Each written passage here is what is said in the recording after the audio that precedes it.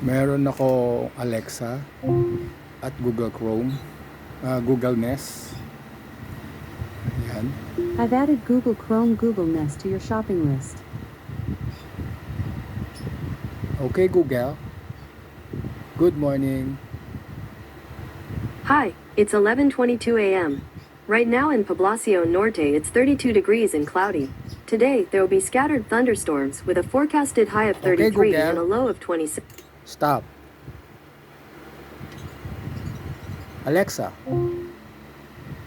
volume 10.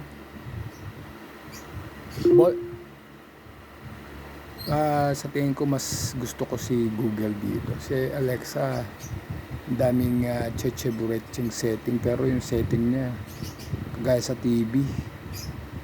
Pagka Google, hindi siya pwedeng connect ng directly sa kanya. Meron pang mga yung Bluetooth lang.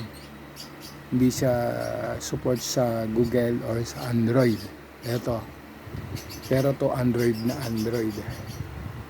Android na Android. Talagang full command.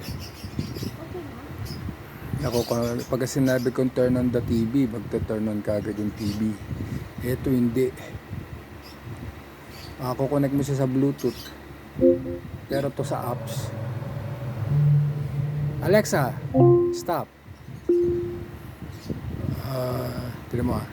Tapos pag ito hindi kompleto yung address ng lugar mo, hindi siya magbibigay ng ang tawag weather day, yung weather.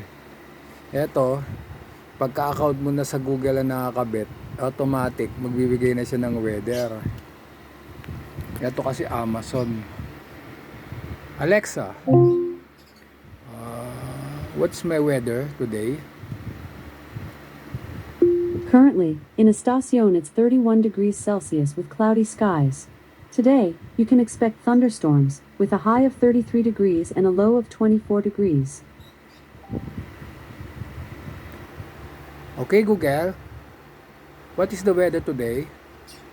Currently in Poblacion Norte it's 32 degrees and cloudy. Today there will be scattered thunderstorms with a forecasted high of 33 and a low of 26. Okay, Google, cancel.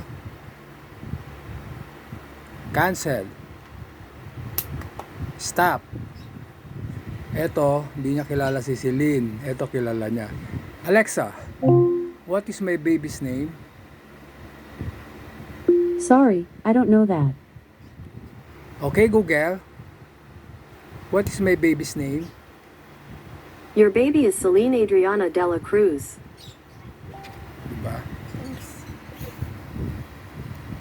Kaya mas the best pa sa akin si Google kaysa kay Alexa. Amazon Alexa. Echo Dot. Bye.